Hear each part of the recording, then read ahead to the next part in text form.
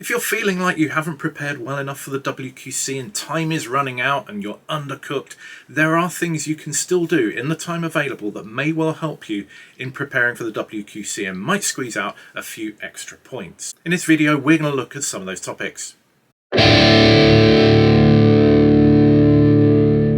So the basic principle in this video is that question writers are inspired to write questions by things that happen around them. Yes, they go to books and lists and things like that and learn more themselves and write questions and go deep into subjects, but equally things happen in their daily lives, in the news, in sports, in culture, and that fires their imagination and inspires questions.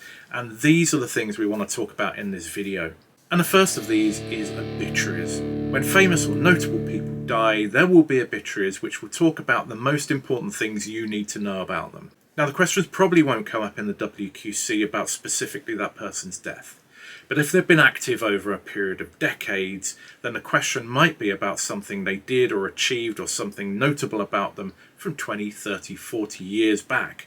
The obituaries will help you identify the sorts of things that might come up. So look for obituaries, identify the sorts of people who do come up, the people who might be global or significant in some way, and make sure that you are trying to spot the salient points and just learn a little bit about them to help you make educated guesses. Second up is that changes of government, wars and revolutions inspire a lot of questions. If there has been a change of government, you need to know who the incoming and outgoing people have been and potentially their parties. And if there's been a war or a revolution, you need to know not only the figures and the individuals and the movements involved, but also the geographical areas involved in that. So a question writer might see that there's been a battle raging around a particular city, and they won't ask about the battle. They might then dig a little bit deeper into the history of that city.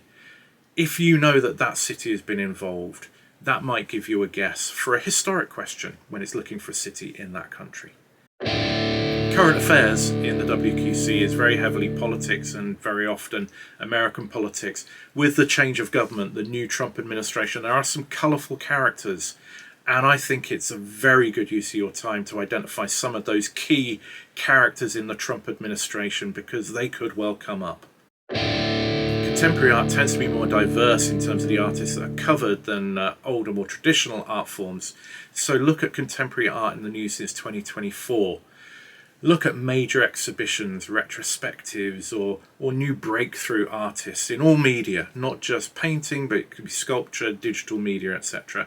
Trends and movements and things that are happening within art, because there's a good chance that something is going to come up and be inspired by something that happened in the last 18 months. Now, sport is always on the move and it's always changing, so be on top of the major champions in most of the key sports, particularly look at the Olympics, but look at people from outside the major nations at the WQC as well. So like everything, when you're looking to be inspired by sort of recent events, look for the noteworthy, the interesting, the quirky, but also don't ignore the major stuff. When it comes to entertainment, we talked in our last video about the importance of streaming services and knowing what's big on Netflix. So look at those major streaming services. Look at the non-English language hits that have been massive around the world on Disney Plus, on Netflix, on Hulu and other services. When it comes to music, look at the major music acts around the world in 2024 and early 2025.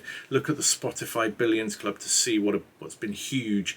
Look at K-pop movers and shakers. Look at Grammy Award winners. When it comes to awards in entertainment, also don't ignore Tony Awards and Emmys. There are some interesting stories to be had in some of those shows, whether it's on the stage or whether it's on screen. Talking of screen, yes, you need to be aware of what's been big at the Oscars and key figures there, not just the major winners, but the nominees and key stories there in terms of actors and directors, etc.